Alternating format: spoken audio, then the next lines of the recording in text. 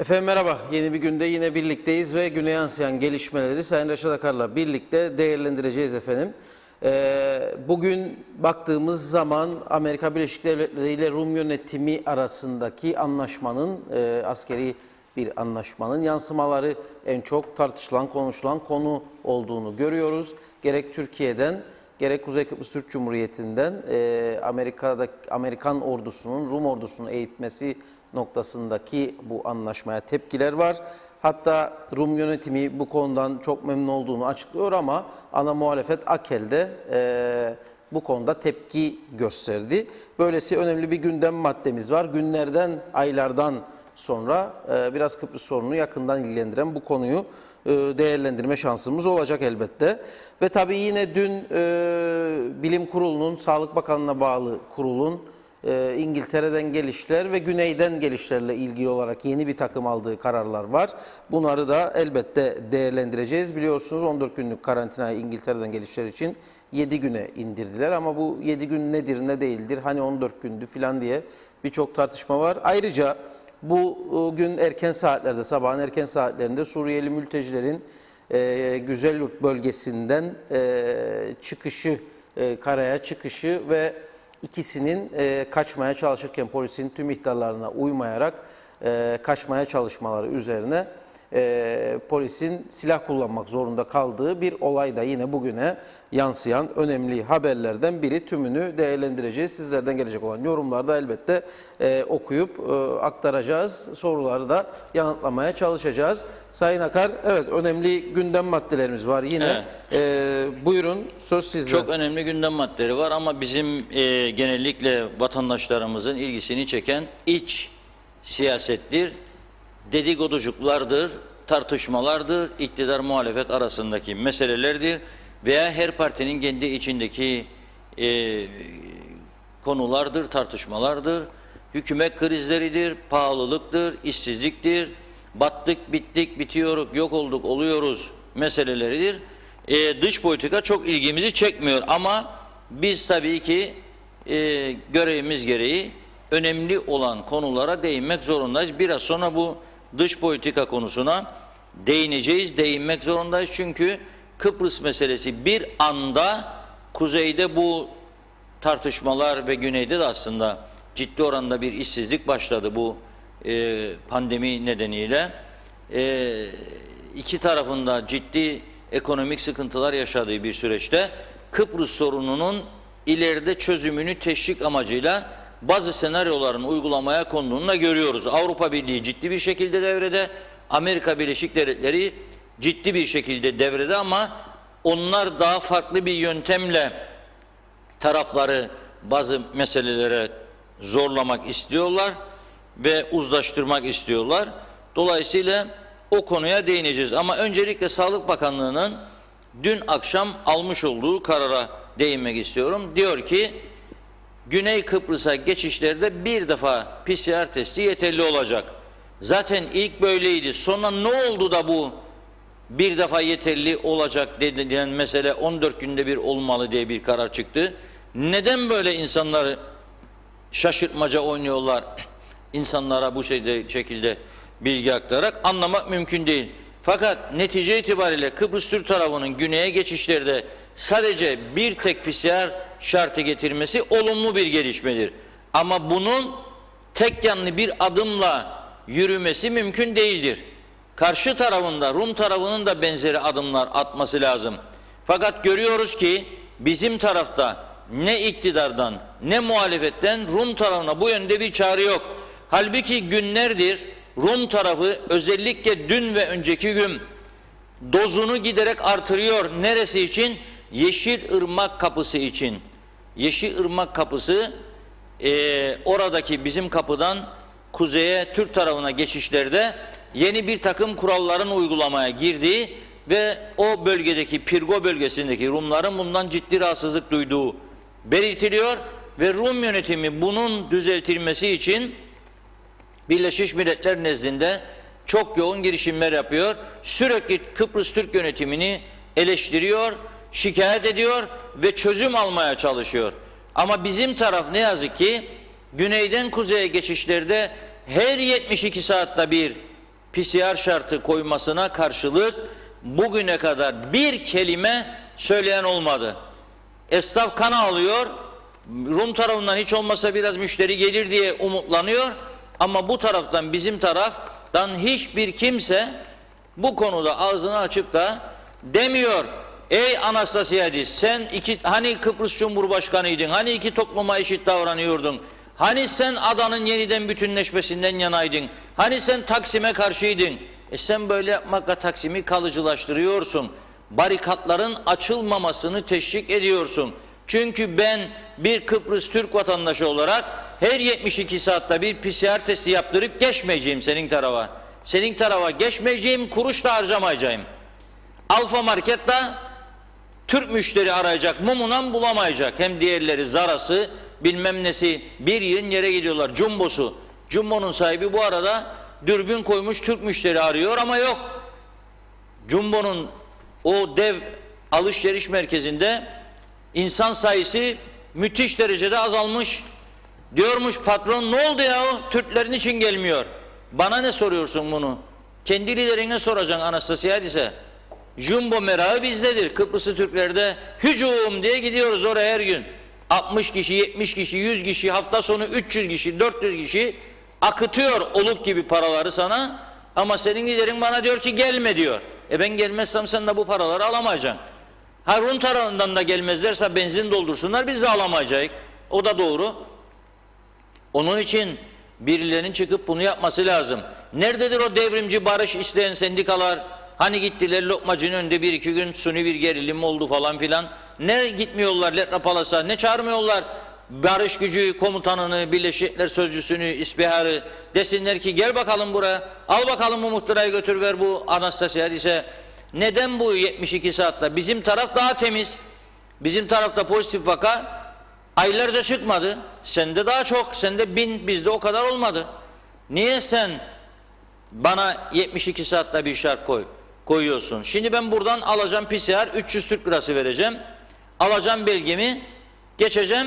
Türk tarafı bana diyecek benden başka almana gerek yok. Rum bana diyecek ki polis nitekim diyor. Giden arkadaşlarımız anlattı. Bak diyor, bu senin getirdiğin belge 72 saatlik lira. 72 saat sonra gene geleceksen yeni belge getireceksin. Bir de duracağım orada, sigorta çıkaracağım arabaya. Metandan geçersem mesela 25 euro da arabaya vereceğim, 300 de PCR'a vereceğim tele. Da 3 günde yanacak bütün bunlar. Yok arkadaş. Eksik olsun. Senin çarşında, Zara'nda, Jumbo'nda, Alfa'nda. Geçmem. Onun için barış marış çözüm mözüm Avrupa Birliği diyenler birazcık ayağa kalksın, yürüsünler, görelim, göstersinler kendilerini. Gerçekten samimi miler yoksa değil miler? Sorsunlar. Niye bizim Dışişleri Bakanlığımız, Rumlar her gün açıklama yapar, niye bu soruyu sormuyorlar Birleşmiş Milletler aracılığıyla Rum tarafına? Sormaları lazım. Sayın Kudret Özersay, biraz aktif politika lazım. Sormanız lazım. Niye Kıbrıslı Türklere bu şartı koyuyor? DİSİ Başkanı Averov iktidar partisidir. Evine gidip yemek yediniz. Açın telefonu, sorun Averov Neofitu'ya. Nedir oğlum yaptığın bu Averov? Hani konuştuyduk da barış, kardeşlik, birleşme, bütünleşme nasıl olacak? Siz sınırları kapattınız diye. Bunu talep etmemiz lazım ısrarla. Böyle barış, böyle yakınlaşma, böyle durum olmaz. Bak Türk tarafı kaldırdım diyor. O da kaldıracak. Kaldıracak ve bırakacak insanları. Gidecek, gelecek. Buradan giden oradan alacağını alacak. Oradan gelen buradan alacağını alacak. Gidecek. İki toplum arasında yakınlaşma belki bu şekilde gelişecek. Belki diyorum, o da. Çok umutlu değilim ben ama hiç olmazsa bir şans var. Ama tamamen kesmek, kapatmak, sınırları eskiden olduğu gibi kapatmak, Rumların savunduğu AB normlarına terstir. Avrupa Birliği'nin temel şartlarından bir tanesi serbest dolaşımdır. Hani serbest dolaşım? Yok. Aynı adayı bölüyor, kapatıyor, adam gelme diyor. Gelme diyemediği için doğrudan direkt olarak şart koyuyor sana. 3 günde birmiş PCR alacakmışım. Ben senin Rum tarafından gelecek olanlardan bir defa istiyorum. Sen niye 3 günde bir istiyorsun? O zaman bu konuya siyasilerin ciddi bir tepki koyması şarttır. bunu bekliyoruz. Şimdi tabii bu arada enteresan bir konu daha var. Bugün ona da kısaca değinelim de mültecinin ayaklarından vurulması meselesi. Şimdi Yayla Köyü'nde bu sabah 06.30 sıralarında sahilden karaya çıkmaya çalışan 20'si erkek, 3'ü kadın, 7'si çocuk olmak üzere 30 Suriye uyruklu göçmen tespit edildi. Göçmenlerle birlikte tekneyi kullanan 2 kaptan tutuklandı. Operasyon sahil güvenlik ekiplerinin aldığı ihbar doğrultusunda polisle işbirliği içinde gerçekleştirildi. Mülteci taşıyan tekneden kaçmaya çalışan 2 kişi vuruldu. Polis basın subaylığı şöyle anlatıyor bu olayı. Bu sabah yayla sahiline çıkan göçmenlerden ikisi polisten kaçmaya başlaması ve polisin dur emrine uymamaları sonucu tabanca ile önce havaya açılan uyarı atışına rağmen kaçmaya devam etmeleri üzerine açılan ateş sonucu hafif şekilde yaralanmışlardır. Yaralı göçmenler kaldırıldıkları Lefkoşa Doktor Burhan Nalbandoğlu Hastanesi'nde yapılan tedavilerinin ardından müşahede altına alınmışlardır. Şimdi tabii ki böyle bir olayın olmasını hiçbirimiz arzu etmezdik. Yani adam zaten yanmış memleketinde sığınacak yer arar. Bir de o geliyor buraya, geldiği zaman ayağına tak tak kurşun yaralanıyor. Bu hoş olmadı, güzel olmadı. Ama şunu da söylemek lazım. Esas sorun o mültecileri Türkiye sınırlarından buralara getirenlerdir. Bunlara caydırıcı cezalar verilmediği sürece, bunlar çok ağır cezalar almadığı sürece sınırlarımıza bu tür çıkarmalar, mülteci çıkarmaları olacak. Ve bu insanlar esas üzücü olan da şu, diyorlar ki kendilerine sizi Avrupa'ya götürüyoruz. Çünkü Kıbrıs'ın güneyi Avrupa'dır ya, bunlar da Cyprus EU member dedikleri zaman zannediyorlar ki gerçekten bir Avrupa ülkesine gidiyor. Halbuki bize getiriliyorlar. Buradan da artık kaçabilen bir yerden kaçıyor. Akıncılar sınırından mı nereden bir taraflardan yol bulup kaçmaya çalışıyorlar. Ve dolayısıyla Rum yönetimi de bundan çok rahatsızlık duyuyor. Diyor ki güneye giden mültecilerin %80'i Kuzey Kıbrıs'tan kaçak yollardan gidenlerdir diyor. Onlar rahatsız, biz rahatsız ama bu vurulma yöntemi olmasaydı herhalde daha iyi olurdu. Neticede bugün bir arkadaşımız Almanya'da yaşayan, çoğu zaman tabii Almanya'da yaşayan Turgay Hilmi arkadaşımız da bir araştırma yapmış kendi çapında. Almanya'da mülteci de olsa, polisten kaçsa da polisin ona silah çekme yetkisinin olmadığını öğrendiğini bana bildirdi. Yani Avrupa Birliği'nde vurma, silah çekme, eylem yapanlara veya polisten kaçanlara konusu mülteciler için, yani söylüyorum bunu, uygulanmayan bir yöntemdir. Yani silah çekme, vurma gibi bir yöntem uygulanmıyor. Bu savunmasız karşı tarafa güç gösterisi olarak addediliyor. Bunu da bir not olarak iletmiş olayım. Olmasaydı daha iyi olurdu. Ama büyük bir facianın olmaması da, can kaybı olmaması da sevindiricidir. Hepimizin de düşünmesi lazım. Bu insanlar niye ülkelerini terk ediyor? Çünkü o kendi ülkelerinde savaş var. Çünkü kendi ülkelerinde huzur yok. Kendi ülkelerinde güvenlik yok. Kendi ülkelerinde ekonomi yok, para yok. Açlık, sefalet var. Dolayısıyla bundan dolayı kaçmaya çalışıyorlar. O yüzden bizler de memleketimizin kıymetini belki biraz daha anlamış oluruz bu hareketlerle diye düşünüyorum. Bu arada Türkiye ile KKTC ilişkilerine gelmezden önce kısaca bu Amerika Birleşik Devletleri ile Güney Kıbrıs arasındaki askeri ve talim eğitim programı meselesine zannederim değinme zamanı geldi. Şimdi Amerika Birleşik Devletleri şöyle diyor: Güney Kıbrıs'ı 2021 yılından itibaren başlayacak şekilde uluslararası askeri ve talim eğitim programına dahil etti diyor. Alitya gazetesi bu haberi şöyle veriyor. Amerika Birleşik Devletleri bizi eğitecek, hükümet memnun, akel bağırıyor diyor.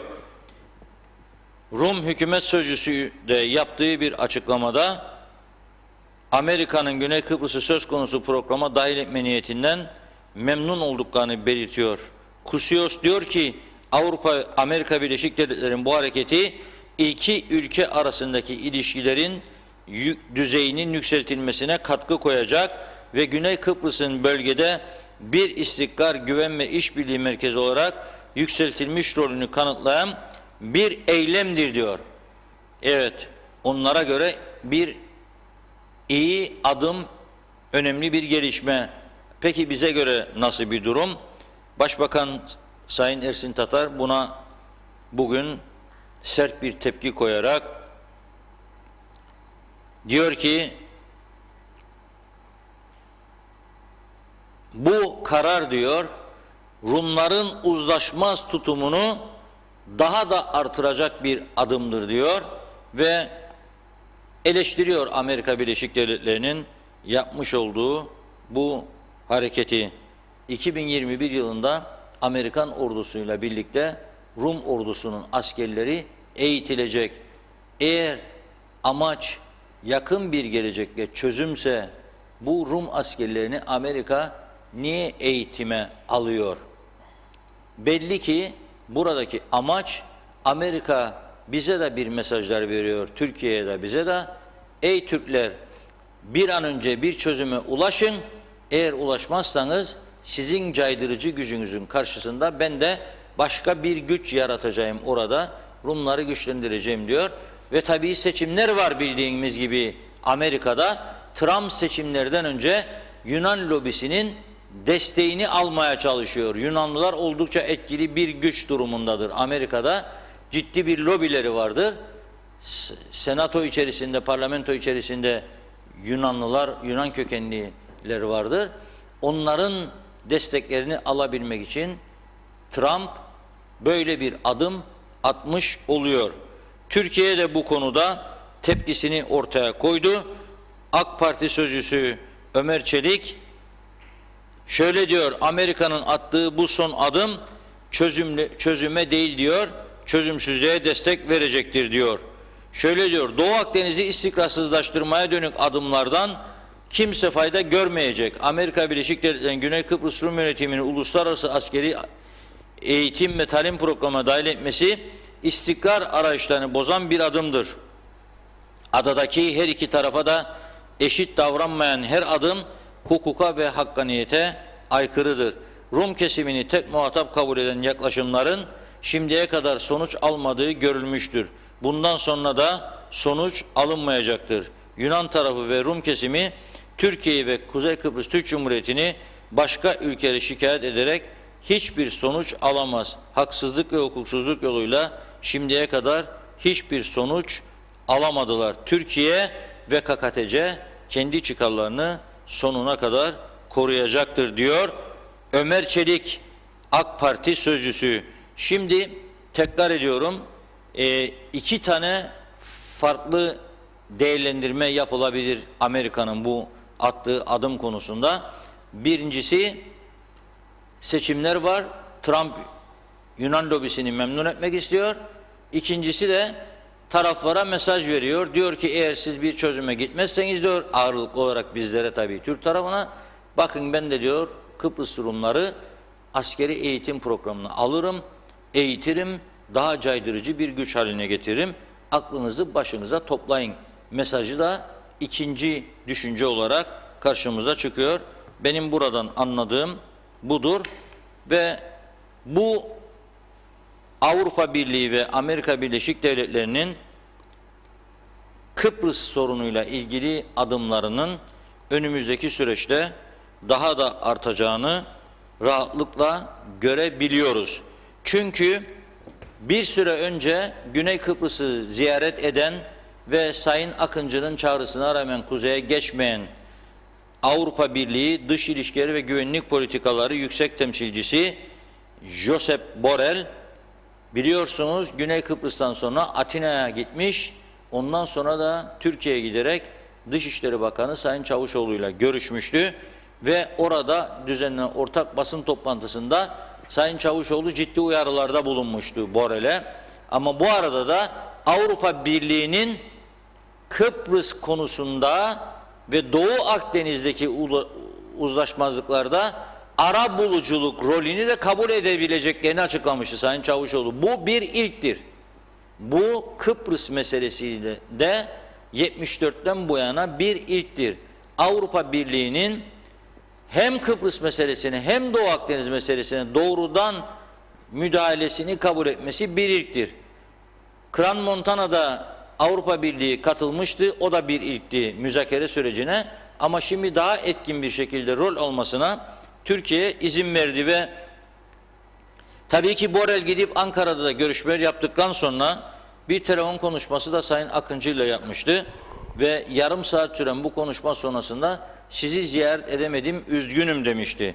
Avrupalıların politikası böyledir. Yani kızgınlık, öfke, şiddet yerine gönül almaya, okşayarak yumuşak bir diplomasi ile sorunları çözmeye çalışıyorlar. Ve nitekim bugün diyor ki Türkiye önemli bir ortak aday ülkedir. NATO müttefikimizdir.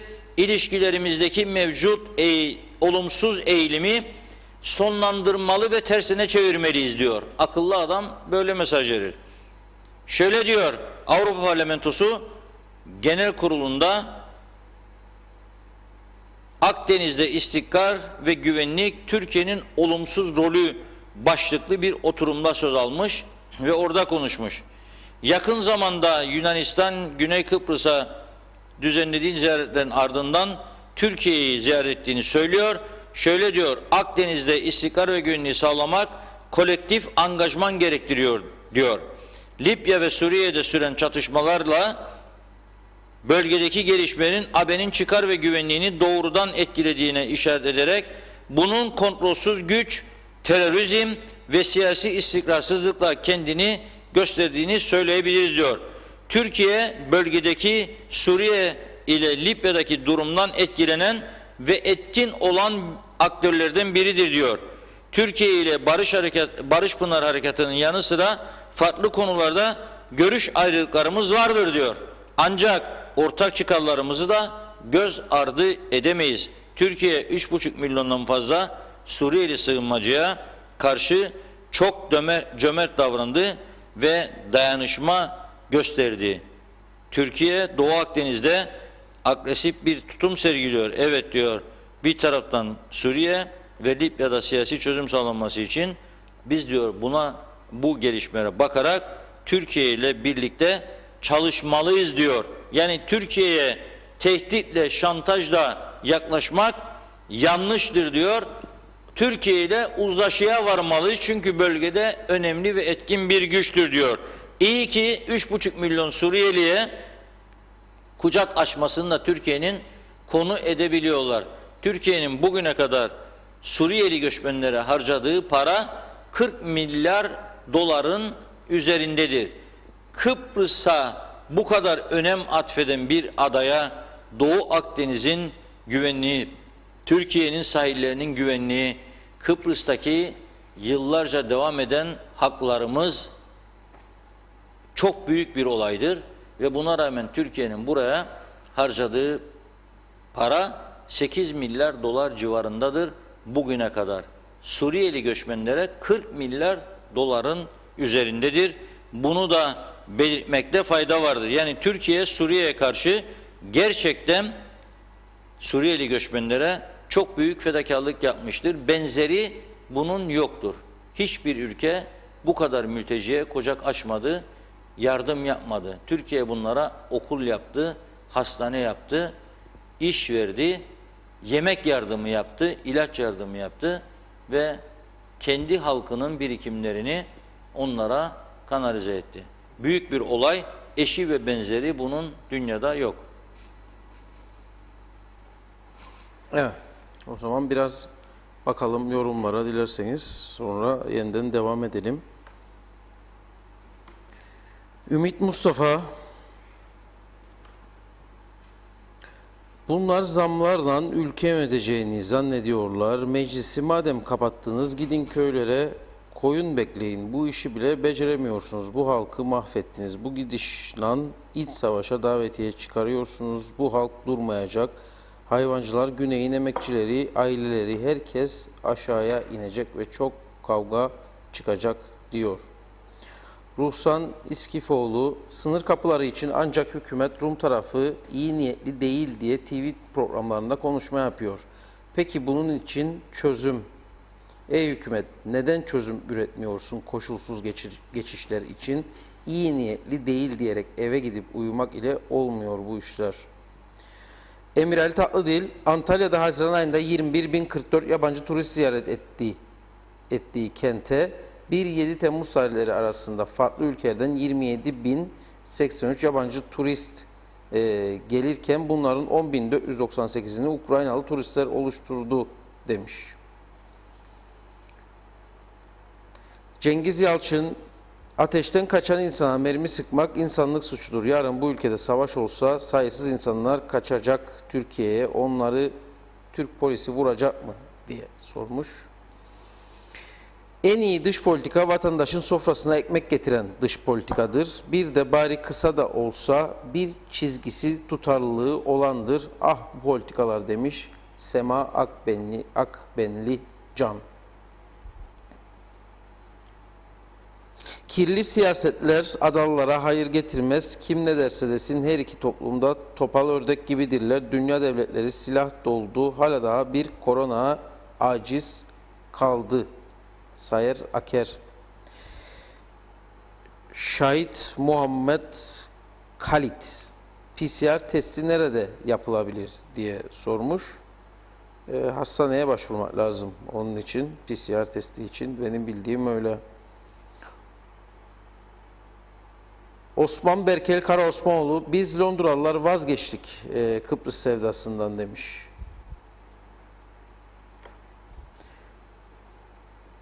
Evet, Hasan Nihat Erduran, özetle BM statikosu budur. Ambargolar, ulaşımsız, erişimsiz, KKTC iş yapıp kalkınamaz ki süt beyaz demekten bıktım artık diyor. Evet, şimdilik yorumlar bu şekilde Reşat Bey.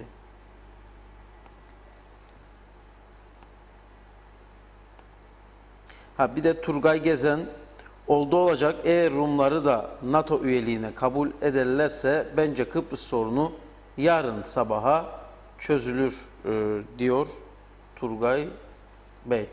Evet Turgay Gezen.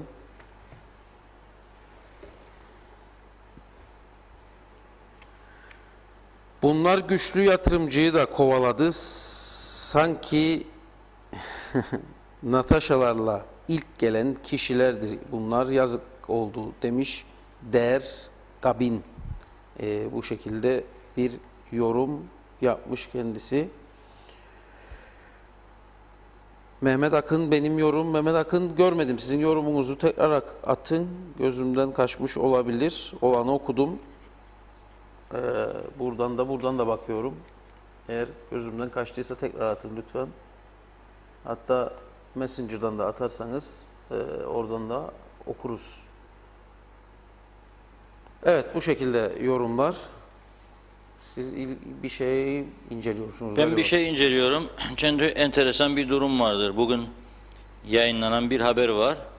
O haberi iyice değerlendirmekte fayda görüyorum. Biraz sonra bazı bilgiler gelmeye başladı. Bizim ülkemizde en büyük sorun bilgi almakta zorlanmamızdır. İnternet ortamına girip ben bazı bilgileri anında alabilmeliyim. Bütün dünyadan alabildiğimiz gibi. Bugün internette Türkiye'nin ticaretini de ne bileyim işsizliğini de başka konulardaki bilgileri de alabiliyorsunuz. Güney Kıbrıs'ın her şeyini alabiliyorsunuz. Barajlardaki doluluk oranı alabiliyorsunuz. Bizim taraftan bu bilgileri elde etmekte zorlanıyoruz. Ona biraz sonra geleceğim çok önemli bir konu vardır. Ama şimdi Sağlık Bakanlığımızın dün almış olduğu kararların ikinci bölümüne değinmek istiyorum. İngiltere meselesine. Şimdi daha önce hükümetin almış olduğu kararlarda İngiltere C sınıfında alınmıştı. A, B, C diye 3 kategori yaptı bizim hükümetimiz ve İngiltere'yi C'ye aldı. Rumlar ise B'ye aldı İngiltere'yi ve 1 Ağustos'tan itibaren İngiliz vatandaşları Güney Kıbrıs'a sadece bir test yaparak, bir PCR testiyle bir sağlık belgesi beraberine götürerek 72 saat içinde yapılmış Güney Kıbrıs'a girebilecekler. Bizim hükümetimiz ise C grubuna aldığı İngiltere'den geleceklere 14 günde karantina şartı koymuştu. Hem İngiltere'de PCR hem Kıbrıs'ta PCR. 14 günde hükümetin, devletin, Sağlık Bakanı'nın göstereceği otele gidecek, parasını da o verecek. Otel veya yurt da olabilir. Yani son zamanlarda yurtlara da gönderiyor bayağı hükümet. Tabii bu büyük tepki yarattı. Bizler de burada sürekli eleştirdik. Nihayetinde dün KKTC Sağlık Bakanlığı yeni bir karar üretti ve dedi ki İngiltere'de vakaların azalması, vaka sayısının düşmesi üzerine yeni bir karar aldık. İngiltere'den gelecek olanlar 14 gün yerine 7 gün karantina yiyecek. Ama PCR şartı da 3'e çıkacak. Ne münasebet ya. 1 yetmedi, 2 de yetmedi, 3 PCR. Yani bize gelecek da biz de ona 3 tane PCR söyleyeceğiz. Şartla 7 günde karantinada gelecek. Güney tarafı daha temiz, daha güzel bir yer. Tek belgeye, tek PCR'dan kabul edecek beni, da ona gitmeyeceğim. Da Kıbrıs'ın kuzeyi dünyada bulunmaz bir yerdir. Da gideceğim 3 tane PCR. Da bir de 7 gün karantina, da parasını da ödeyeceğim. Mümkün değil. Yani buna baktığımız zaman resmen ortada ciddi bir yanlışlık var. Bu yanlışlıkla değil, bu bir Kuzey Kıbrıs Türk Cumhuriyeti ekonomisini mahvetmeye yönelik bir uygulama var burada. Yani aynı adayı paylaşıyoruz Rumlarla ve diyoruz ki başından itibaren biz bugün yeni kararlarda bir PCR'la gideceksiniz. Sorunsuz. Yani ben 15 gün sonra PCR testi yapmadan Rum tarafına gidebileceğim. Bir ay her gün gidip gelebileceğim ve oradan buraya bir şey getirmeyeceğim. Ama İngiltere'den biri gelirse o bana getirecek. Güney'e gidecek İngiliz, ben de gideceğim. Aldıysa İngiliz, bıraktıysa bir şeyler oraya, kötü bir şey, o herkese yayılacak. Bize de yayılacak demektir. Ve bunu görerek Rum tarafının neden doğru bir adım atılmıyor anlamakta zorlanıyorum. Bilinçli veya bilinçsiz bir şekilde KKTC ekonomisinin batırılmasına yönelik adımlar olarak değerlendiriyorum ben. Bu benim şahsi görüşüm. Orada yaşayan insanlara böyle bir muamele yapma hakkımız yok. Zaten hepimiz de biliyoruz, hükümet edenler de biliyor. İngilizler bizim sevdalımız değil, gelmeyecekler buraya. Gelecek olan bizim Kıbrıslı Türk vatandaşlarımızdır. Bırakınız bayram mı geliyor? Gelsinler, analarının, babalarının elini öpsünler. Hasta anaları var burada, babaları var, amcaları var, teyzeleri var. Bırakın gelsinler, isterlincikleri de doldursunlar, ceplere getirsinler, bıraksınlar çarşıya. Esnaf kan alıyor. Hellimler kaldı elde, sütler kaldı elde, yumurtalar kaldı, peynirler kaldı. Satılmıyor. Karpuzlar, patatesler elde kaldı. Zeytinyağları geçen seneden elde kaldı. Yeni sezon gelecek 4 ay sonra eldeki geçen seneden kalan zeytinyağlarını satamıyor insanlar. Pekmezler elde kaldı. Bırakın gelsin bu insanlar biraz yardımcı olsunlar ekonomimize. Hayır efendim. Bir PCR'dı yetmedi, 2 yetmedi, 3. İşte ben de diyorum 3 defa da gırbaç. Bugün yeni bir karar almaları lazım. Ey İngiltere'de yaşayan Türkler ve ey İngilizler, bizi görmek mi istiyorsunuz? Kıbrıs'a mı geleceksiniz, kuzeyine?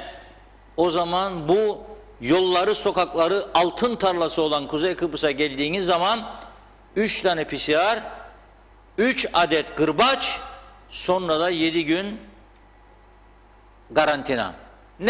Nere olursa, hangisi particiğime yakınıza oraya göndereceğim seni. Buzluk var içeride, önemli değildir. Sen şeker hastasısın, ilacını koyacaksın, buzluk içsen ya öyle bilin de orada. Vatanında ölmüş olun, ne büyük şeref. Olur mu ya böyle bir şey? Böyle bir durum olabilir mi? İnsaf da dinin yarısı diye bir söz vardır. Kendi kendimizin ayağına resmen kurşun sıkıyoruz. Ve bugün sevindirici haber verelim demişler turizmcilere. Aldığımız bilgiye göre nedir ya sevindirici haberin diye sormuşlar. Hadi demişler 16 Temmuz'dan itibaren Türkiye'den Kuzey Kıbrıs'a sefer sayısı, uçak seferlerinin sayısı 2'den 4'e çıkacak. Allah! O davulcuyu bulursa arkadaşımız versen bilmem bulabilir mi? Kaç gündür çalmıyoruz. Duyduk duymadık demeyin. Vur davulcu vur. Kuzey Kıbrıs Türk Cumhuriyeti'ne günlük uçak sayısı 16 Temmuz'dan itibaren 2'den 4'e çıkacakmış. Ve 4 uçak dolu gelse full 600 kişi getirecek. 600'ün içinden vatandaşlar çıkacak, çalışma izinleri çıkacak ve geri kalan turistler açık olan 22, 24, 25, 30 otele dağılacak. Ne kadar büyük başarı. 300 kişiyi 20 otele dağıtsan 15 kişi her bir otele düşer. 600 yatak kapasiteli oteller 15 tane turistle bu çarkı nasıl döndürecek? Çalışanlara nasıl maaş ödeyecek? Piyasadan nasıl mal çekecek? Elektrik kurumunu nasıl ödeyecek? Su paralarını nasıl ödeyecek? Belediye vergilerini anlamak mümkün değildir. Bu anlayışı anlamak mümkün değildir.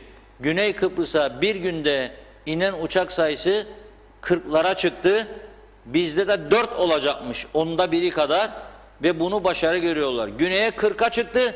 Baf bölgesinde hala otellerin yarıdan fazlası kapalı. Devamlı işçi çıkarmaları Rum tarafında da işsizlik artıyor. Avrupa Komisyonu hazırladığı rapor Rumların ekonomik açıdan iflasının an meselesi olduğunu belirtiyor. Bu alınan önlemlere rağmen ve 1 Ağustos'u öne çekme gayretleri var İngiltere'den gelecek turistler için. Çünkü İngiliz turistler Kıbrıs turizminin can kurtaran simitidir. 1.750.000 turist ağırlıyorlar ortalama yılda. İngiliz turistten söz ediyorum. Sadece İngiliz turist. Normalde 2019'da 4 milyonun üzerinde turist ağırladılar. Neredeyse yarıya yakını bunun İngilizlerdir. Ve biz de bırakın İngilizleri, İngiltere'de yaşayan kendi vatandaşlarımızı buraya getiremez olduk. Bu yanlış anlayış ve yanlış programlamalar yüzünden 16 Temmuz'dan itibaren sefer sayısı 2 değil de 4 olacakmış. Ne isterse olsun. Bir de konuşsunlar bakalım acentelerle. Bu eskiden Türkiye'den Kıbrıs'a gelen veyahut da Türkiye'den buraya tur düzenleyen oradaki seyahat acenteleri şimdi Kıbrıs'a nasıl bakıyor? Kıbrıs için ne diyorlar acaba? Bir daha buna baksınlar. Bugün bizim arkadaşlarımız Demtur'un genel müdürü Melis Gülcan Hanım'la görüştüler ve ne diyor Melis Hanım? Kıbrıs'a rezervasyon yaptıranların tümü iptal etti diyor. 2-3 tane insan kaldı diyor. İptal etmeyen diyor. Büyük bir çoğunluk iptal etti ve bunlar diyor Türkiye içinde değişik yerlere, Kuşadası'na, Marmaris'e, Bodrum'a, Antalya'ya yöneldiler diyor. Bir kısmı da Karadağ'a yöneldi. Karadağ çünkü artık Türkiye vatandaşlarından hiçbir şey istemiyor. Çok güzel yerleri var Karadağ'ın. Avrupa Birliği'ne aday ülkelerin ilk sıralarında yer alıyor. Önü açık, tertemiz, pırıl pırıl, umudunu turizme bağlamış. Orada da lüks oteller, kazinolar var ve yakın olması nedeniyle en büyük umut oraya gidecek olan Türk turistler. Adam akıllı, oranın yönetimi Türk turistlerden ne sertifika isterim PCR testi ne de karantina isterim. Buyursunlar gelsinler dediği için artık Türkiye vatandaşlarının bir kısmı yurt dışı dendiği zaman Karadağ hem yakın, karadan da gidebilirler, uçakla da gidebilirler. Oradan orada istedikleri şekilde eğlenip dönebilirler. Aynı şekilde de Türkiye'de iç turizme yöneldiklerini öğreniyoruz. Dolayısıyla biz burada oturup da dikili taşın etrafında dönerek siyaset yaptığımız için hiç umutlanmayalım. Bu ekonomik açıdan çöküş duracak gibi değil. daha da hızlanacak. Değil 4 uçak, 14 uçak yapsalar bile 16 Temmuz'dan itibaren buraya otelleri dolduracak kadar turist getiremeyecekler. Hiç kimse ortaya koyduğumuz şartları kabul edecek değildir. Adam İngiltere'den Türkiye'ye hiçbir sertifika istemeden giriş yapacak ama buraya gelecekse ikinci PCR'ı kabul edecek, bir de 7 gün karantinaya gidecek. Kıbrıs Türklerin de ezici bir çoğunluğu rotasını artık Türkiye'ye ve başka ülkelere çevirmiş durumdadır. Nitekim buradan okuduk bazı Kıbrıs Türklerin mesajlarında. 2 gün önce İsmail Adem Bey'in açık açık mesajlarını okumuştum. Ankara'ya gidip oradan bir ay tatil yapıp geri Londra'ya döneceklerini söylüyordu. Bunun gibi çok sayıda insanımız var. İngiltere'deki örgütlerin başkanlarının açıklamalarını yayınladık. Onlar da Kıbrıs'ı gözden çıkardıklarını söylüyorlardı. Çünkü bu şartlara kimse uymaz. 2 defa PCR yerine yetmedi. 3. PCR. Hem elimizde fazla kit yok diyoruz, sıkıntı var diyoruz, yetiş anavatan bize yolla diyoruz. Hem de diğer taraftan test sayısını 1'den 2'ye, 2'den de 3'e çıkarıyoruz. Bu yürütülebilecek bir politika değildir. Bu yöndeki gelen yorumu okuyayım. Tema Yavaş diyor ki karantina kalkmadan Londra'dan kimse gelmez, boşuna uğraşmasınlar. Askerlik içinde kimse gelmez. Osman Berkel Karaosmanoğlu, ağzınıza sağlık Reşat Bey, biz Londralıların dili olmuşsunuz demiş.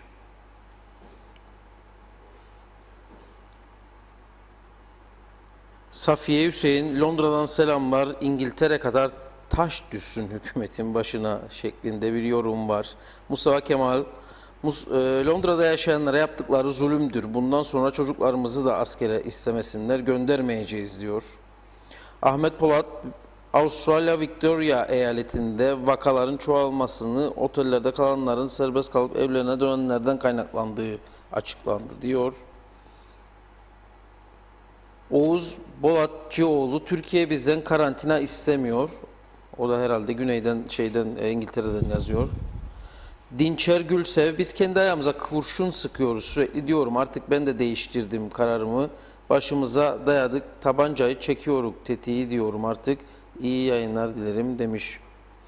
Şerife Fırat, lütfen biz güneyde çalışanların geçişlerdeki zorluklarını daha aza indirsinler. Yani PCR testlerini kapılarda yapmalarını istiyoruz. Sağlık Bakanlığı'ndan bunu rica ediyoruz diyor Şerife Hanım. Serkan Atayler, İngiltere'deki Kıbrıs Türklerin hala karantina şartı uygulayan KKTC, Ağustos'ta kaldırsa bile bunu bu sene gelecek olan Kıbrıslı Türkleri kaybetti. Çoğumuz tatilimizi başka ülkelere ayarladık bile. Bir de buradaki çocuklarımızı sırf para olarak görüyorlar. Olur ya çizgi filmlerde karakterlerin gözleri para için dolar şeklini alır. İşte aynen öyle. Başka işleri yokmuş gibi. Yani bedelli askerlik ücreti üstünde çalışıyorlar. Boşuna çalışmasınlar. Gençlerimiz gelecek değildir zaten demiş. Orbay Yenilmez, bütün oteller battıktan ve insanlar aç kaldıktan sonra uçaklar gelecek. Dünya açıldı. Bunlar neyi bekliyor şeklinde bir yorum yapmış. Hasan Gün, kibarca gelmeyin diyorlar. Bunun açılımı herhalde budur demiş. Berkan Salimer, bizler Kıbrıs Türkler olarak çok özel seçilmiş bir toplumuz. Bu sebepten dolayı bizi aborjinler gibi korumaya alıp korumaları lazım. Tavsiyem kavanoza koysunlar bizi. Olsun bitsin, uğraşmayın. Evet, daha farklı yorumlar da vardı. Onları da bulmam lazım. Geçişlerle ilgili konuları konuştum. Emir Ali Takdir, az önce yazdığım cümlenin sonu gelmedi sanırım diyor. Yani turizmi canlandırmanın yolunu eğer bulamazsak işimiz zor. Nanay. Bedelini çok ağır ödeyeceğiz herhalde işsizlik konusunda da diyor. Niye akaryakıta zam geldi? Dünyanın her yerinde petrol fiyatları düşerken KKTC'de sürekli artıyor diyor Serkan Bey'de. Evet, o da ilginç tabii, dün yapılan bir yorumdu. Davulcu hazırdır bu arada. Ha, Onu tamam. soruyorsanız. Evet, tamam, devam et. Oku bilsin, biliyorum daha.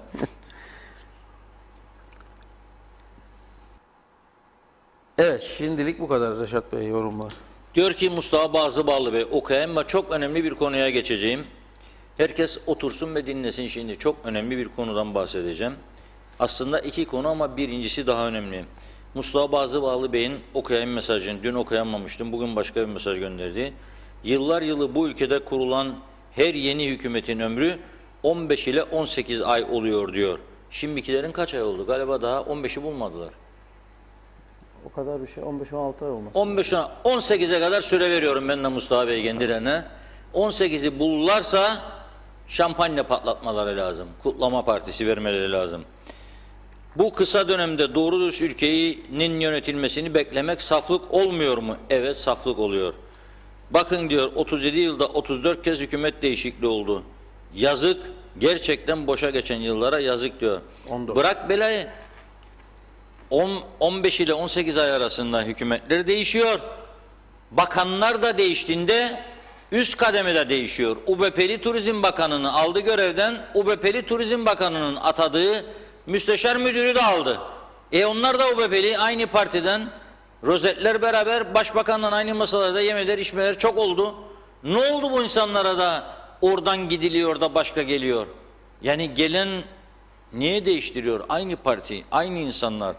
Tam 12 ay, 13 ay yerine ısınmış o müdür müsteşarı alıyorsun görevden. Ondan sonra başka insanları getiriyorsun. Aynı partinin içinden insanlar birbirlerine kırılıyor, küsüyorlar. Parçalanma gittikçe artıyor. Bunu kaldıracak durumda mıyız biz? Böyle bir lüksümüz var mıdır Allah aşkına? Devamlı yönetici değiştirme, devamlı yönetici değiştirme. Zaten gelen bakanlar işi tam olarak bilmiyor. Öğreninceye kadar bir yıl geçiyor. Tam işi öğrenmeye başladık. Aranda da hükümetler düşüyor. Şimdiki hükümetin de çok uzun ömürlü olacağını söylemek mümkün değil. 14 Çünkü aydayız şu anda. 14. 22 ay. Mayıs. Yani Ekim'e kadar, 11 Ekim'e kadar 18 ancak dolar. Seçimden sonra çok şiddetli bir deprem bekliyorum ben. Ama ondan öncesinde de bekliyorum. O zaman öteki konuyu sona bırakacağım. İlginç bir durum var. Dün bahsetmiştim. Bir anda nasıl oldu da Turizm Bakanı görevden alındıktan sonra, çünkü bir beklenti de Sağlık Bakanı'nın görevden alınmasıydı aynı zamanda özel jet kriziyle birlikte.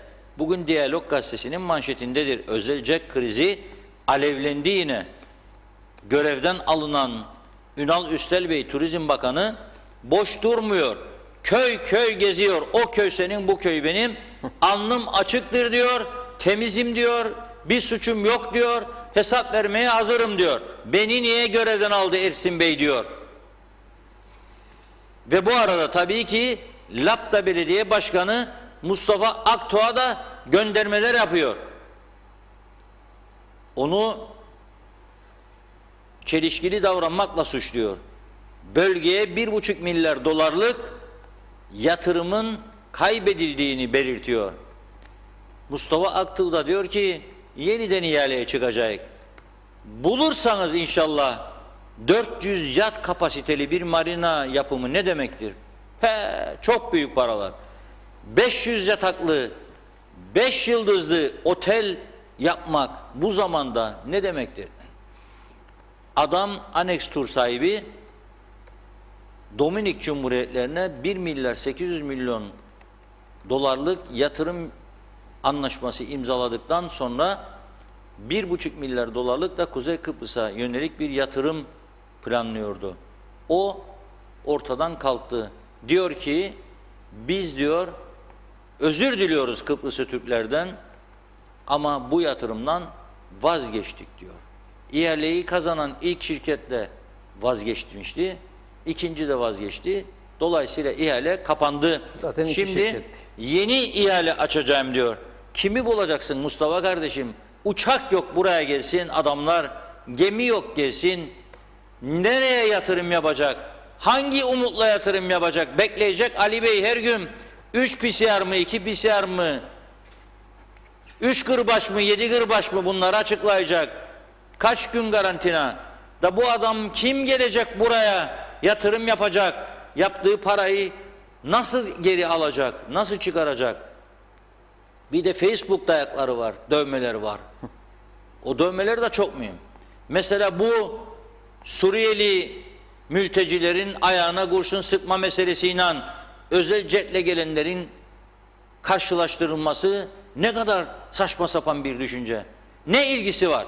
Suriyeli'nin ayağına sıkması yanlış, polisin onu söyle. Sıkmamalıydın de.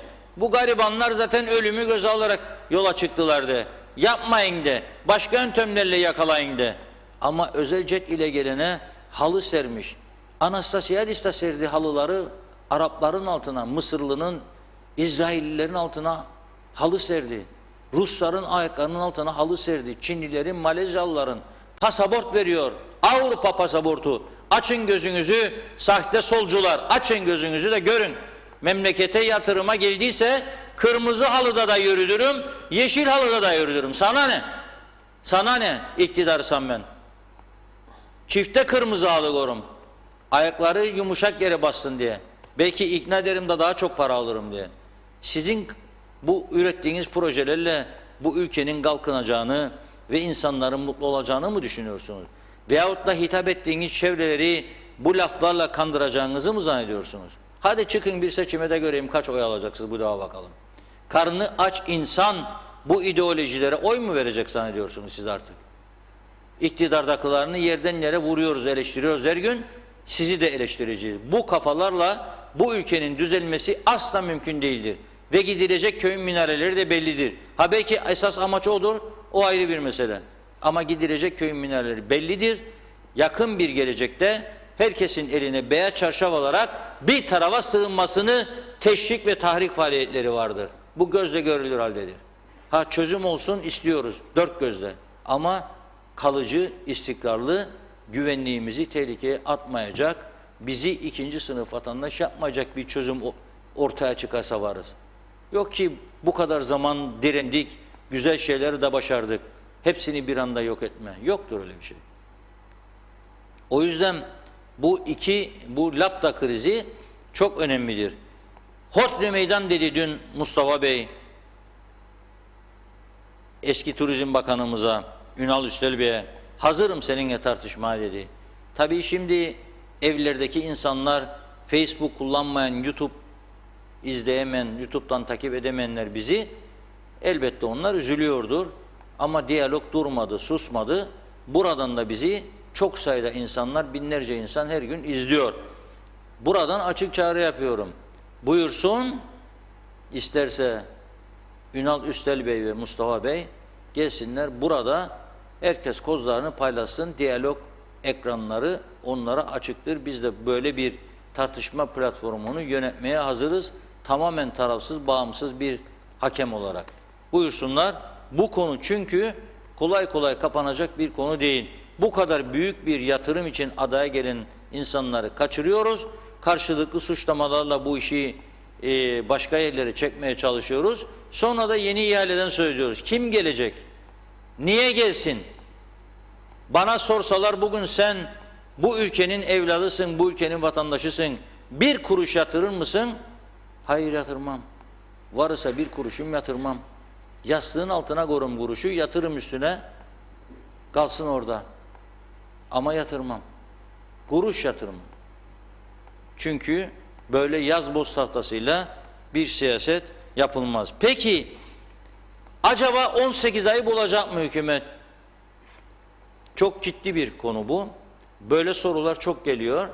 Bunun kestirmek çok zor. Fakat bazı belirtiler de yeni oluşumlara yönelik gözümüzün önüne geliyor.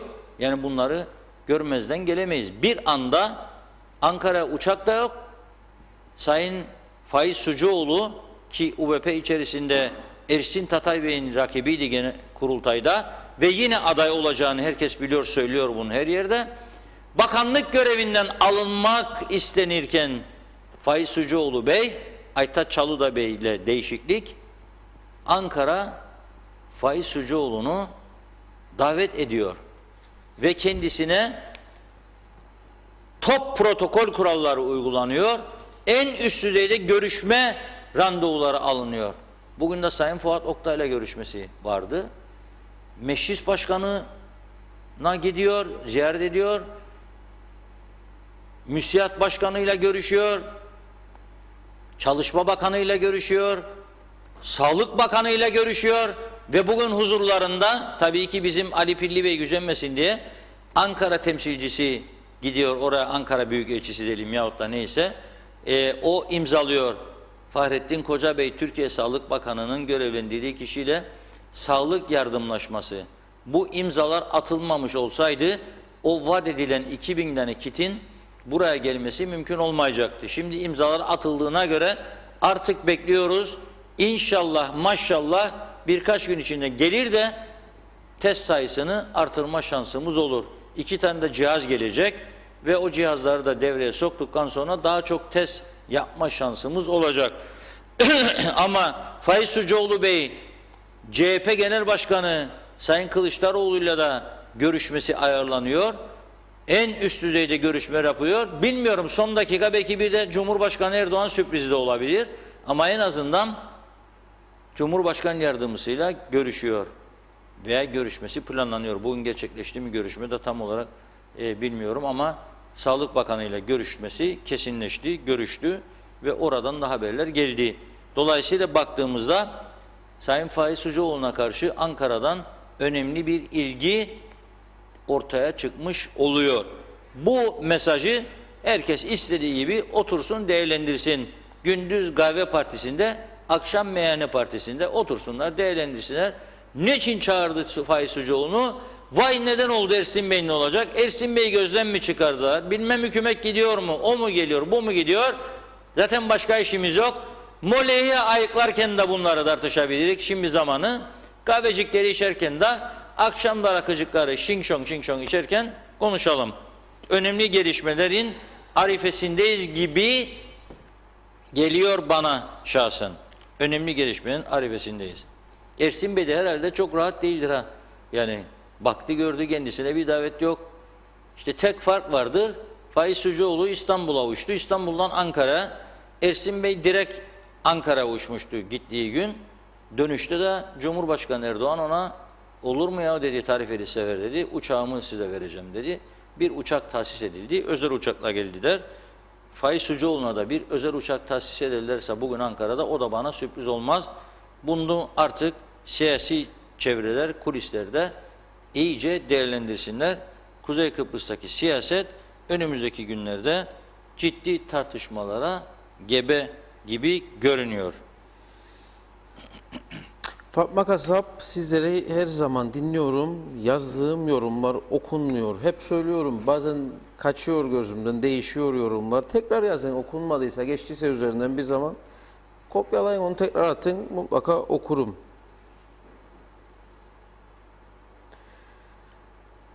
Devam edelim. Bunlar seçime bu zaman seçim yapamazlar çünkü kaybedeceklerini bilirler diyor Haluk Şahin. Hüseyin Arslan, hayırlı yayınlar dilerim. Biz Londra'da yaşayıp kendi memleketimizde ev alıp yatırım yaparık. Hata yaptık, Kıbrıs'a yatırım yaptık diye. Keşke Rum'a yatırım yapsaydım. Evi satıp Rum'dan alacağım. Çok üzgünüm ki memleketimizden soğuduk artık. Lütfen bunu okuyun. Çok teşekkür ederim. Hüseyin Arslan. Doğan Falyalı, olmaya da Sucuoğlu Cumhurbaşkanlığına hazırlanır diye bir yorumda bulunmuş.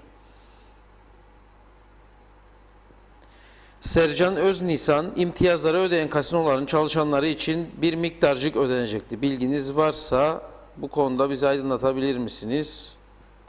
Evet, 800'er TL ödenmediğine yönelik hala daha bir bilgi var. Yani yazıyordu arkadaşlar ödenmedi diye. Benim inancım Kıbrıs'a Cumhurbaşkanlığı seçimleri bittikten sonra hükümet düşecek ve seçimlere gidilecek. Her zamanki aynı senaryo. Her 15-18 ayda bir hükümet değişir. KKTC bunlarla uğraşırken öte taraftan da Güney Kıbrıs gerek Avrupa Birliği, gerek Amerika, gerek Rusya hepsini aleyhimize durmadan dürtükler diyor Sayın Atayler. İbrahim Sayın zehir oldu bu sene tatil, yazıklar olsun bu nasıl bir yönetim diyerek eleştirisini yapıyor. Serdal Özkul, Reşat Bey sizin aracılığınızla hükümete bir şey sormak isterim. 11 Ekim'den sonra da uçaklar gelecek mi gelmeyecek mi? Seçim için ekonomiyi bitirdiler. Otel ve kasino çalışanlarını koruyan kimse yok. Şu an birçok ekmek parası olmayan insanlar var demiş Serdal Bey. Para yok ama akaryakıt zammı var. Hasan Coşkun.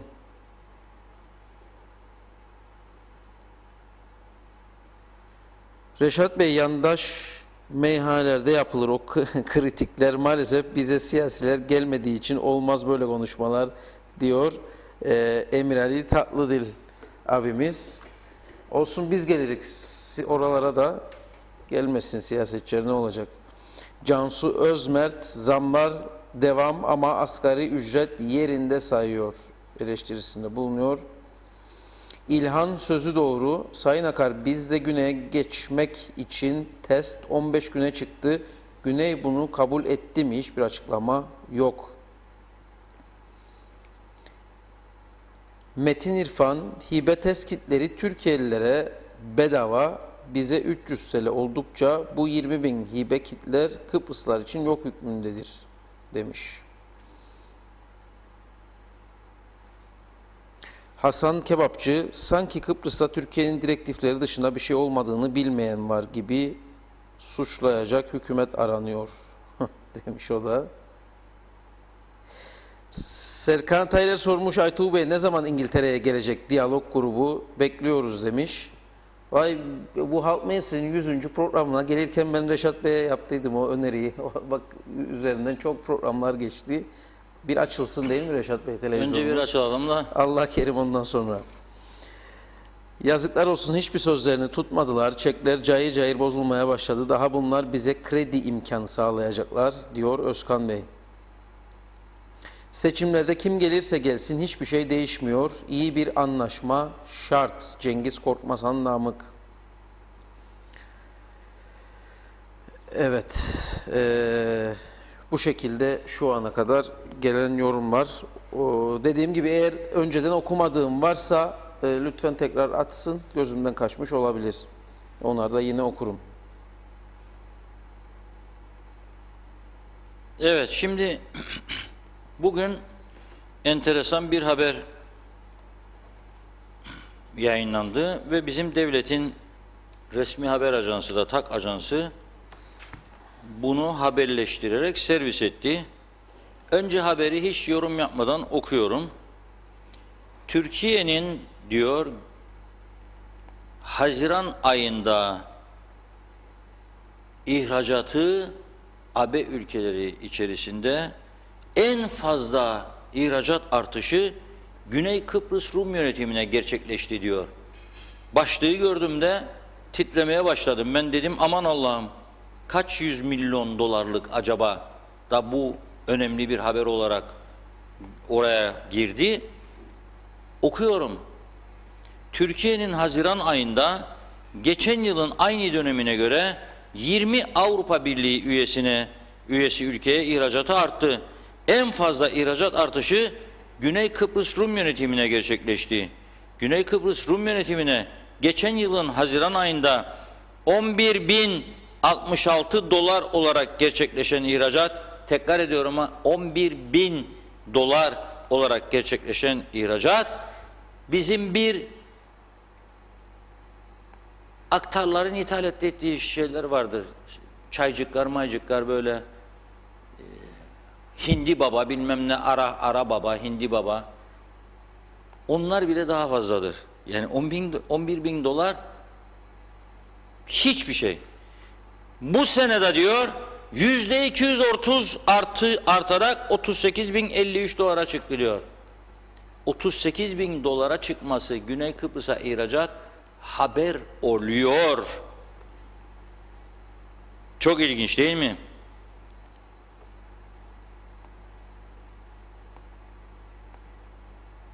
Geçen ay Haziran ayında Türkiye'nin toplam ihracatı %15.8 artarak 13 milyar 469 milyon olmuş. 13 milyar 469 milyonun içinde 38 bin dolar devede kulak bile olamaz.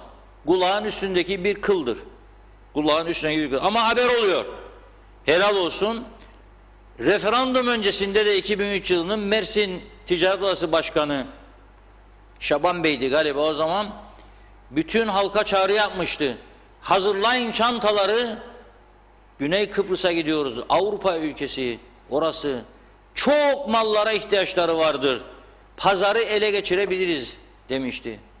Ne satacaksınız diye sorduklarında kendisine lokum demiş. Lokumumuz ünlüdür. Mersin'den Güney Kıbrıs'a lokum. Aslında çok güzel bir fikirdi bu. Lokum satınca Rumlar lokumu doğal Viagra olarak kabul edecekleri için çok ucuza bu ihtiyaçlarını giderme şansları olacaktı. Ama kabul etmediler, bizimle birleşmeyi, kaybettik o şansı. Şimdi Kuzey Kıbrıs Türk Cumhuriyeti'nin Türkiye'den ithalatına baktım. Kimse gücenmesin ha. Yani Türkiye'yi ben eleştirmek için söylemiyorum bunu. Ama doğruları da konuşacağız. Yani eğer Güney Kıbrıs'a ihracat %230 arttı diye haber oluyorsa bu, ben rakama bakarım. Ne sattı kendine? 38 bin dolar. Eğer her ay böyle giderse değilim, inşallah gider, 12 çarpı 40 ile çarpsam bir yılda 480 bin dolar yapacak. Geçen sene Kuzey Kıbrıs Türk Cumhuriyeti Türkiye'den 928 milyon dolarlık ithalat yapmış. Tekrar ediyorum. 928 milyon dolar ithalat. Bu yılın ilk 6 ayında 147 milyon 881 bin dolar. 147 milyon 881 bin. 6'ya böldüğümüzde bunu 2 milyon 20 milyondan koysak 120 milyon yapar. 25 milyon dolar ayda hemen hemen gerçekleşmiş. Bu tarafa da 38 bin dolar. 25 milyon nerede? 38 bin nerede? Arada bir Kuzey Kıbrıs'ın Türkiye'den ithalatını da verseler ne güzel olacak. Türk kamuoyu duysun. Türkiye bunu duymalıdır. Kıbrıslı Türkler ithalatlarının %56'sını Türkiye'den yapıyorlar. Ha, menfaatimize mi? Evet. Daha ucuza bulduğumuz için alıyoruz. Yani bugün Avrupa'da beko alırken ben de beko alacağım. Daha uygundur fiyatlar Avrupa ürünlerinden. Tabii ki gelecek buraya Türk ürünü. Beko satılacak. Şeker, pirinç, bulgur, mercimek gelecek. Gerçi kuru fasulye, nohut son zamanlarda Türkiye'ye de başka ülkelerden gidiyor. Mısır'dan, oradan, buradan. Bize de doğaldır başka ülkeden gelmesi. Ama ithalatın %56'sının Türkiye'den olması çok önemli bir faktördür. 1 milyar dolara yaklaşan bir ithalatımız var Türkiye'den. Çok önemlidir bu rakam. 38 bin dolarcığı öyle gözümüzde büyütmemek için söyledim bunu. Bilinmesi de lazım. İki ülke arasında ilişkilerin daha sağlam, daha köklü, daha ileriye de gelişebilir düzeyde olması en büyük arzumuzdur tabii ki. Nasıl ki Rumlar der ki we are all Greek, we are all Turk. Güzel bir slogandır. Hepimiz Türk'üz. Tabii ki Türkiye'den ithalat iyi yönde olacak ama Türkiye'de bize o çerçevede güzel yardımlar yapacak, sıkıntılarımızı atlatacağız. Öncelikle nedir? Su. Su. Temmuz'un ortasını bulduk. Daha Anamur suyuyla ilgili doğru dürüst elle tutulur güvenebileceğimiz bir haber yok. Ne oldu o kopan borular? 15 yıl garantisi olduğu halde 5. yılda devrilmiş borular diyorlar. Ne oldu o devrilerin yerine yenileri dikildi mi? Dikilecekse ne zaman dikilecek? Ne durumdadır? Bunu merak ediyoruz. Çünkü Geçikköy'deki barajın dibini o bölge insanları görmeye başladı. Tarım Bakanı diyor ki bizim Tarım Bakanımız Ağustos sonuna kadar idare edebilecek kadar suyumuz vardır demekle birlikte Dursun Oğuz Bey Ağustos değil Temmuz sonunu zor görürüz diyenler var. Dibini görüyoruz diyenler var. İnşallah tabii dediği doğru çıkar. Dursun Oğuz Bey'in Ağustos sonu olur ve inşallah o sürede de önümüzde çok ay kaldı. Yani bir aylık bir süreden söz ediyoruz. Türkiye'den buraya su akışı başlar. Yoksa halimiz dumandır, duman. Bu suyla ilgili geçen gün sanayicilerin kendi aralarındaki sohbetleri dinledim. Türkiye'den su geldiği için birçok üretim dalındaki insanlar bu şeyleri çıkarmışlar devreden. Suyu ayrıştıran şeyler, temiz su geldiği için. Şimdi kuyulardan gelmeye başlayınca onlar da endişe ediyor, ne yapacağız şimdi diye. Umarım gelir, yani bizim kişisel kullanımlarımız var, bir de üretimle ilgili ayrı sıkıntılar mutlaka yaratacak suyun. Çünkü Türkiye'den geldiği gibi olmayacak. Kuyular da karışacak şimdi. Yeni dönemde karışmaya başladı zaten. Seçimlerde kim gelse gelsin hiçbir şey değişmiyor. Bunu okumuştum az önce. Emirel abimiz bir yorum daha yapmış. Sabah bir arkadaşlaydım. Piyasadan aldığı çekleri bankaya verdi ve Türkiye'den mal aldı. Bu çeklerden 380 bin lirası geri döndü ve bunu bankaya ödemesi lazım. Çek sahipleri iş yok ödeyemem diyor. Geri dönen çeklerin haddi hesabı yok. Karanlık günler kapıda demiş sevgili Emir Ali abimiz de. Bu çeklerle ilgili daha çok örnekler belli ki olacak. Vallahi ben de öyle görüyorum. Emir Ali Bey'in söylediklerine katılıyorum. Kara tablo çizmek istemediğim için çok fazla derine girmiyorum. Ama bu kadar da olmaz.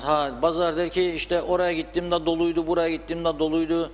Ya da işte Facebook'ta görmezsiniz, fotoğraflar paylaşır falan. Olabilir arkadaş ama ben karşılaştığım insanlarla konuşuyorum ve bir tanesi içinden bana memnun olduğunu söylemiyor. Bir tanesi. Durumun çok kritik olduğunu, bırak işi döndürmeyi, evi döndürmekte zorlandıklarını söylüyor insanlar. Pırıl pırıl gençler görüyorum. Ne güzel iş bulduyduk, çalışmaya başladık. 1 yıl önce, 2 yıl önce, şimdi işi kaybetmeye başladık diyorlar.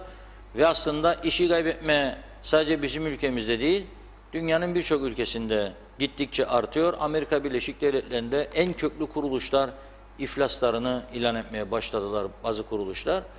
Bu sabah Bloomberg'de dinledim. Lufthansa Hava Yolları'nın Türkiye Genel Müdürü konuşuyordu. 100 saat çalışan insanlar artık 80 saat çalışacak diyor. Ona göre 80 saat üzerinden ödenecek diyor.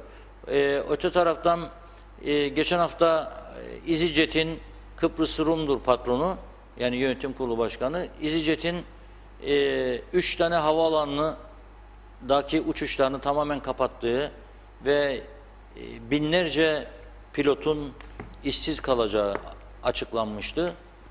Uçaklar da eskisi gibi uçmadığı için. Dolayısıyla kriz derinleşiyor. Ama bizim gibi küçük ülkede akıllı davranmış olsaydık, bir taraftan Türkiye yardımlarını daha hızlı bir şekilde çekmemiz lazımdı. İki, Türkiye'de bir ülke ve para olanda da vardır. Hala Türkiye'de de ekonomik kriz var ama olanda da vardır. Yunan adalarına, Karadağ oraya buraya kaçırmak yerine buralara çekmesini becerebilmeliydik. Onu da beceremedik. Bir şansımız var, İngiltere'de binlerce vatandaşımız var. Aile yakınlarımız var. Onları çekebilirdik. Çekemedik. Yani şimdi benim abim gelecek de ben alıp kendini bir gece, 2 gece meyhaneye götürmeyecek miyim ya? Burada hasretim, 1 senedir görmedim. Elbette götüreceğim. Meyhaneci de kazanacak. O kazanınca kasaba verecek. Ne bileyim zepseciye verecek. Alkollü içecek aldığı adama verecek. Ne bileyim yani bu piyasanın dönmesi için çok önemli bir faktör. Londra'dan gelenler harcamayı da sever. Gel der gidelim der yeğenine, bir alışveriş yapalım bu akşama, yakalım mangalı der, gider kasaba. Hem şişlik alır, hem pirzola alır, hem kıyma alır. Şeftaliyi de yapacak der. Terpi de ver bize der. Alır, öyle gider eve, giderken bakkalda durur. Karpuzu, elması, kirazı toplar, domatesi, salatalığı, biberi gider. Bu çarşı nasıl canlanacak bunlar olmasa? Bize yeterik, yetmeyik abi arkadaş.